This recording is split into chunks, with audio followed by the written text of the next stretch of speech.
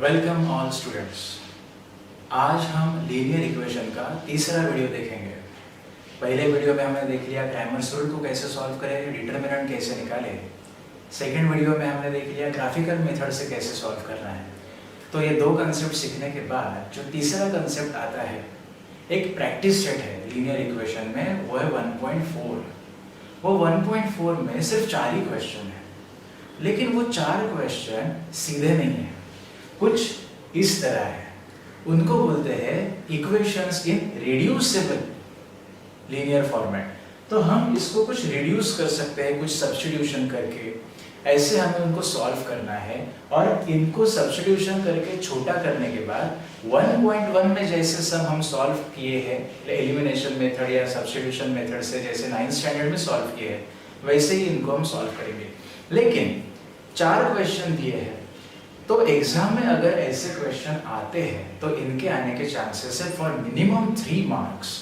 तो 3 मार्क के लिए ये क्वेश्चन अगर हम सॉल्व करें तो इसे कैसे सॉल्व करना चाहिए और इसे कैसे सीखें, ये आज के वीडियो में हम देखेंगे। Purpose is practice set 1.4 third and fourth question. तो जब भी हमें कुछ ऐसा स्ट्रक्चर दिखे कि वेरिएबल जो है x या फिर y या फिर कोई भी अल्फाबेट ये डिनोमिनेटर में बैठा है, तो हमें उसको सब्स्टिट्यूट करना पड़ेगा ताकि कोई दूसरा अल्फाबेट उसको रिप्लेस करके न्यूमरेटर में आ जाए। तो यहाँ पे x - 2 और यहाँ पे y + 3 है। मेरी फर्स्ट स्टेप हमेशा क्या रहेगी, I will substitute late 1/x - 2, इसको मैं बोल देता हूँ a, any alphabet I am taking a, and 1/y + 3 को मैं बोल देता हूँ b। So I am substituting 1/x - 2 is a। ये 27 31 से अभी मेरा कोई लेना देना नहीं है। सब्स्टिट्यूशन किसका कर रहा हूँ मैं, अल्फाबेट्स का सब्स्टिट्यूशन कर रहा हूँ। x सिर्फ x अकेला नहीं ले सकता, उसके साथ माइनस ऑपरेशन में 2 है, तो x - 2 एंड हियर y + 3। तो ये दोनों इक्वेशन कैसे दिखेंगे, पहला इक्वेशन दिखेगा therefore 27a + 31b is equal to 85, इसको देते हैं नंबर 1। और दूसरा इक्वेशन बनेगा 31a + 27b is equal to 89, इसको देते हैं नंबर 2। अभी these are two normal linear equation, तो हमने 9th स्टैंडर्ड में भी इसको सॉल्व किया है। a को सिमिलर करेंगे या फिर b को सेम करेंगे। यहाँ पे 27 है और यहाँ पे 31 है, तो हम सिंप्लीफाई करने के लिए उनको वो पर्टिकुलर नंबर से मल्टीप्लाई करते हैं। लेकिन अगर मुझे ये दो इक्वेशन में वेरिएबल a को सेम करना है तो इक्वेशन 2 को 27 से मल्टीप्लाई करना पड़ेगा और इक्वेशन 1 को 31, ताकि बहुत बड़े नंबर हो जाएंगे। तो सिचुएशन क्या है समझ लो, और ये क्वेश्चन को आइडेंटिफाई कैसे करें। जब पहले इक्वेशन का a का नंबर दूसरे इक्वेशन के b के साथ बैठा है क्रॉस, और पहले इक्वेशन में जो b के साथ है वो दूसरे इक्वेशन में a के साथ बैठा है। जब तुम्हें कभी भी ऐसी केस नजर आ जाए, there is a fix format, adding the 2 equations, then subtracting the 2 same equation, और उसके बाद जो 2 नए रिजल्टेंट इक्वेशन मिले होंगे उसको ऐड करें। सिंपल है, ऐड सब्ट्रैक्ट ऐड, और आपको आंसर मिल जाएगा। बड़े बड़े नंबर 3-3 4-4 डिजिट वाले नंबर लेके गलती करने से अच्छा है इनको ऐड करो, इन्हीं को सब्ट्रैक्ट करो, जो नए इक्वेशंस आएंगे उनको ऐड करो। देखते हैं पहले adding 1 and 2, adding equation 1 and 2। तो मुझे क्या दिखेगा, 27a + 31b is equal to 85 plus 31a + 27b is equal to 89। Addition करते समय ऐड सब्ट्रैक्ट के मिस्टेक्स ना करें। 31 + 27 58a plus same 58b is equal to 85 plus 89 174। तो चलो ये इक्वेशन में 58 कॉमन ले लेते हैं लेफ्ट हैंड साइड से, तो कैसे दिखेगा 58 inside the bracket a plus b is equal to 174। हमेशा याद रहे ऐसे इक्वेशन रिड्यूस हो जाते हैं और वो छोटे बन जाते हैं। 58 वहां पे जाएगा, 58 3s are 174, तो मुझे एक इक्वेशन मिलेगा a plus b is equal to 3, जिसको बोलता हूं मैं नंबर 3, क्योंकि 1 और 2 यहाँ पे आ गए हैं। एडिशन करके रिजल्ट मिला। अभी फिर से इन दो इक्वेशन को सब्ट्रैक्ट करेंगे। अभी जानबूझ के a की जो बड़ी वैल्यू है उसको मैं ऊपर की तरफ लेता हूं, पहले लेता हूं subtracting equation 1 from 2।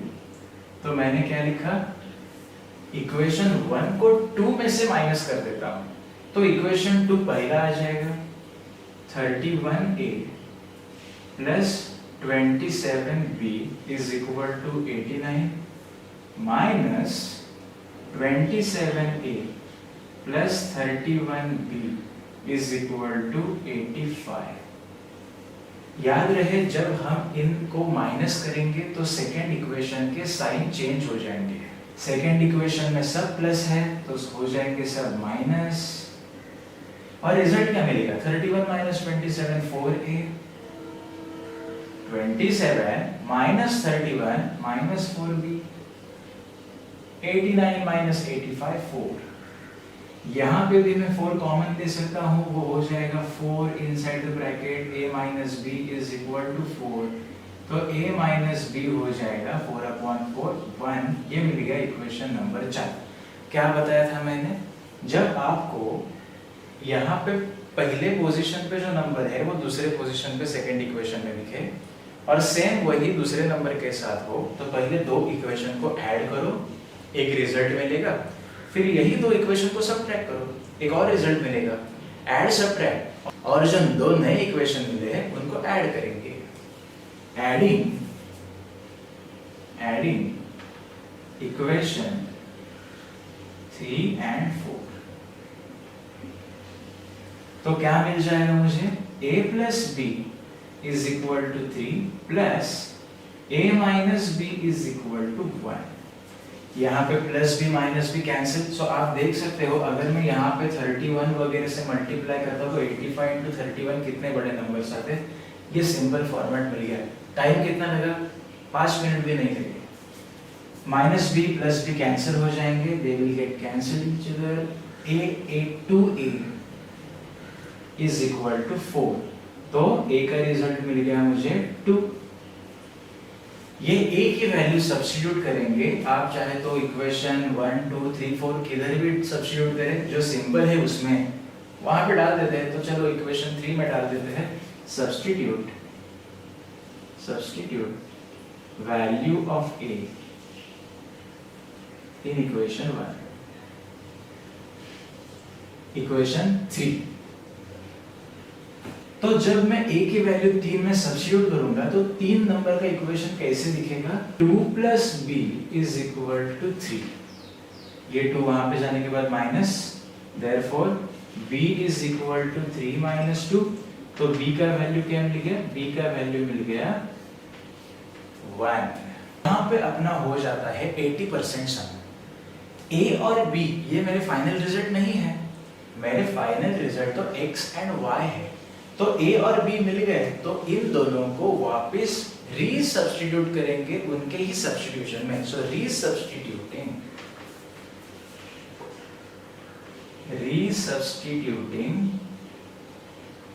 Values of a and b। तो a का सब्स्टिट्यूशन क्या है, 1/x minus 2। 1/x minus 2 is equal to a, लेकिन a की वैल्यू है 2, therefore 1/x minus 2 is equal to 2। अब यहाँ पे रेसिप्रोकल ले लेते हैं क्योंकि वो 1/1 है, या फिर आप क्रॉस मल्टीप्लिकेशन का भी सोच लो, ये वहां पे जाएगा, मल्टीप्लिकेशन में जाएगा।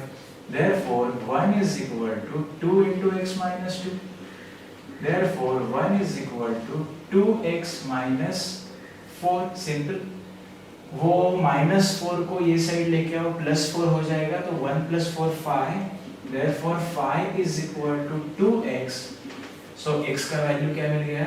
5/2. x is equal to 5/2. चलो इसी तरह अभी थोड़ी जगह कम है तो I am making a part और वहां पे b का समझ लेते हैं। 1/y + 3 is equal to b. 1/y + 3 is equal to b. b का वैल्यू क्या है? b का वैल्यू है 1. 1/y + 3 is equal to 1. ये y + 3 को वहां पे लेके जाओ। 1 is equal to y + 3. 1 into anything is that particular thing only.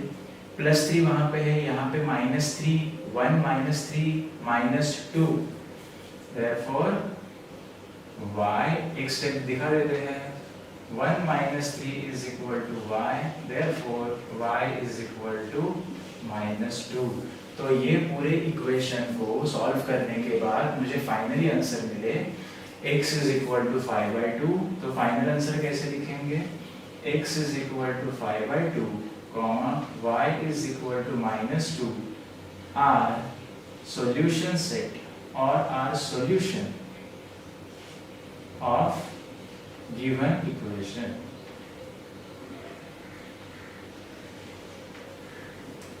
समझ में आ गया? सिंपल है। एक बार फिर से देख लेते हैं। नीचे वेरिएबल दिख गया तो आई विल सब्स्टिट्यूट उनको, इसको बोलते हैं इतने बड़े बड़े कॉम्प्लिकेटेड दिखने वाले इक्वेशन को रिड्यूस करो। रिड्यूसेबल फॉर्म में लाना मतलब उनके सब्स्टिट्यूशंस करना। सब्स्टिट्यूशन करने के बाद दो इक्वेशन मिले जो इनसे अच्छे दिख रहे हैं। इन दो इक्वेशन में मैंने ये ऑब्जर्व किया कि भाई सेम नंबर पोजीशन चेंज करके बैठे हैं, तो उनको ऐड किया, एक इक्वेशन मिला। उनको सब्ट्रैक्ट किया, एक इक्वेशन मिला। जो दो नए मिले उनको ऐड किया, ऐड सब्ट्रैक्ट ऐड। फिर मुझे a और b की वैल्यू मिली, उनको रीसब्स्टिट्यूट किया और फाइनल आंसर मिल गया। कितना टाइम लगा? But if such question come it will come for 3 marks and this 3 marks are worth enough.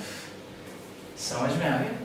चलो एक और सम देखते हैं और यहाँ पे हो जाएगा अपना 1.4 का कंसेप्ट क्लियर, तो हो जाएगा लीनियर इक्वेशन के कंसेप्ट क्लियर। ओके, 1.4 का ये लास्ट क्वेश्चन है। दिखने में ही कॉम्प्लिकेटेड है, इसीलिए तो ये रिड्यूसेबल फॉर्म में आ जाता है। रिड्यूसेबल फॉर्म मतलब इसमें जो नीचे वेरिएबल बैठे हैं उनको कुछ ऐसा सब्स्टिट्यूट करो कि कुछ अच्छे सिंपल इक्वेशन मिल जाए। अभी अगर हम इक्वेशन को ऑब्जर्व करेंगे तो यहाँ पे 3x + y 3x - y है। सेकेंड में भी 3x + y, ये 2 को थोड़ी देर के लिए भूल जाते हैं। 3x - y, ये 2 को भी थोड़ी देर साइड में रखते हैं। तो मुझे 3x + y 3x - y denominator में दिख रहे हैं। Let substitute. Let 1/3x + y is equal to, चलो m और n ले लेते हैं। m 1/3x - y is equal to m। तो मेरे दो नए इक्वेशन कैसे दिखेंगे? Therefore ये है m प्लस ये है n is equal to 3/4। Correct? अभी मान लो कि मुझे ये इक्वेशन में प्रॉब्लम दिख रहा है ना, फिलहाल नंबर दे देते हैं, इक्वेशन नंबर 1। और ये इक्वेशन कैसे दिखेगा? 2 नीचे है, उसको ऊपर मत लिखो, 2 डिनोमिनेटर में है। m/2 minus n/2 is equal to -1/8। तो चलो ये इससे ये दिखने में आसान लग रहा है, लेकिन फिर भी डिनोमिनेटर तकलीफ देगा मुझे, तो थोड़ा उसको सिंप्लीफाई करके लेते हैं। व्हाट इफ, चलो थोड़ी एक डेयरिंग करते हैं, इतना कुछ डिफिकल्ट नहीं है। मैंने सिर्फ यहाँ से ये 2 को हटा दिया। मुझे 2 को हटाने के लिए क्या करना पड़ेगा? Multiplying equation 2/2। Multiplying equation 2/2। तो 2 को 2 से मल्टीप्लाई किया तो m/2 से अपॉन 2 चला जाएगा m माइनस n अपॉन 2 से अपॉन 2 चला जाएगा, n is equal to -1/8 into 2, -1/8 into 2 हो जाएगा -1/4। इसको देते हैं इक्वेशन नंबर 3। चलो आज डिनोमिनेटर के साथ काम करते हैं ताकि एलसीएम भी मुझे आपको समझाने में आसानी हो जाएगी। तो मुझे अभी यहाँ पे दो इक्वेशन मिले, m + n 3/4 और m - n -1/4। यहाँ पे प्लस n है, यहाँ पे माइनस n है। So what if I add the two equation, adding equation 1 and 3, adding equation 1 and 3। 1 है m + n is equal to 3/4 plus third है m - n is equal to -1/4। दोनों को अगर मैं ऐड करूंगा तो n और n हो जाएंगे cancel, m + m 2m is equal to, हाँ अभी यहाँ पे 3/4 -1/4। अरे वाह, ये तो अच्छा हो गया, एलसीएम की जरूरत ही नहीं है, दोनों डिनोमिनेटर सेम है।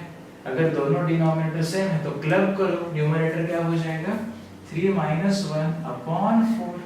डिनोमिनेटर सेम है तो क्लब करो उनको, 3 - 1 2, 2/4, जिसका आंसर आ जाएगा 1/2।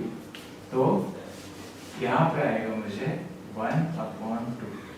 तो 2m इज 1/2, तो m की वैल्यू क्या मिलेगी, ये 2 नीचे जाएगा, 1/4 ये मिल गई m की वैल्यू। चलो इसको सब्स्टिट्यूट कर देते हैं इक्वेशन 3 में, क्योंकि यहाँ पे भी 1/4 है। Equation 3, substitute value of m in equation 3।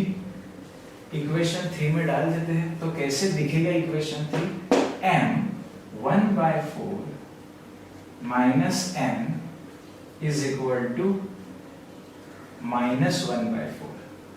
ये -1/4 को यहाँ पे डालते हैं, प्लस हो जाएगा, -n को वहां डाल देते हैं, वो भी प्लस हो जाएगा। तो दिखेगा कैसे, 1/4 + 1/4 इज इक्वल टू n। यहाँ भी एलसीएम की जरूरत नहीं, तो एलसीएम से डरो मत, denominator is same, club them, क्या हो जाएगा upon 4, 1 + 1 2/4 that is n। So n की वैल्यू मिल जाती है 1/2। यहां तक समझ में आ गया? तो ये मेरा फाइनल आंसर है क्या? नहीं, m और n के अपने कुछ सब्स्टिट्यूशंस है, तो लेट्स सब्स्टिट्यूट देम। रीसब्स्टिट्यूटिंग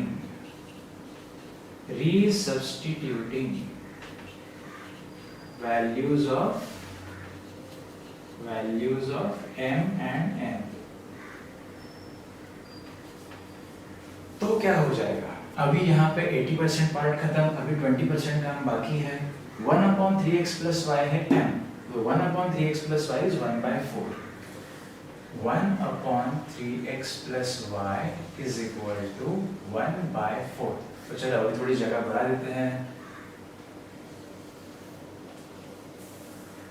दोनों उल्टे हैं, उनको रेसिप्रोकल ले लेते हैं, तो हो जाएगा 3x + y is equal to 4। एक और नया इक्वेशन मिल गया, तो 1 2 3 के बाद वो मिल गया चौथा equation number 4।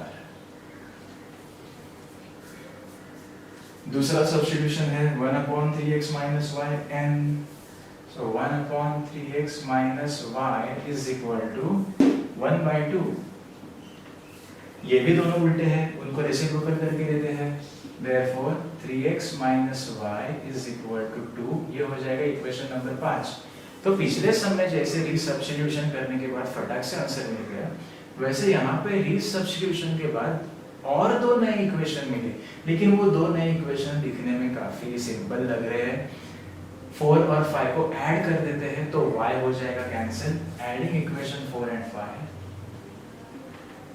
Adding equation 4 and 5, तो क्या हो जाएगा 3x plus y is equal to 4 plus 3x minus y is equal to 2। अगर इन दोनों को मैं ऐड कर देता हूं तो मुझे y कैंसिल मिलेंगे।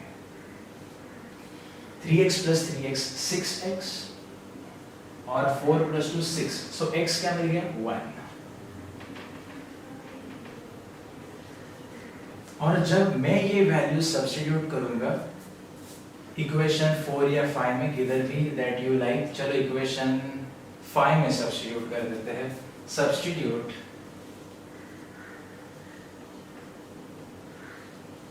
Value of x in equation 5।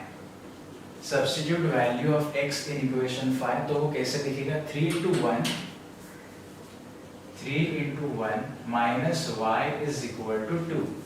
3 into 1 3, therefore 3 minus y is equal to 2। minus y वहाँ जाएगा प्लस y, 2 यहाँ पे आएगा minus 2, तो 3 minus 2 is equal to y।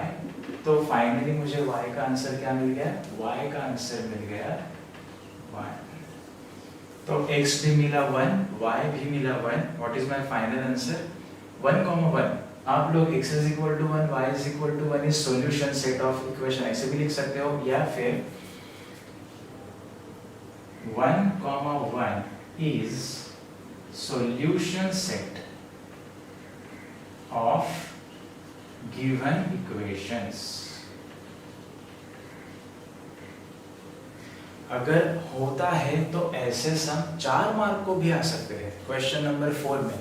तो ध्यान रहे कुछ भी डिफिकल्ट नहीं है। अगर आप 1.4 कर सकते हो तो आप पूरा 1.1 भी कर सकते हो, क्योंकि 1.1 किधर तो इधर से चालू होता है। 2 नॉर्मल इक्वेशंस दिए हैं, उनको ऐड सब्ट्रैक्ट करो कुछ अल्फाबेट सेम करके, जैसे 9th स्टैंडर्ड में हमने एलिमिनेशन मेथड वगैरह सीखे थे।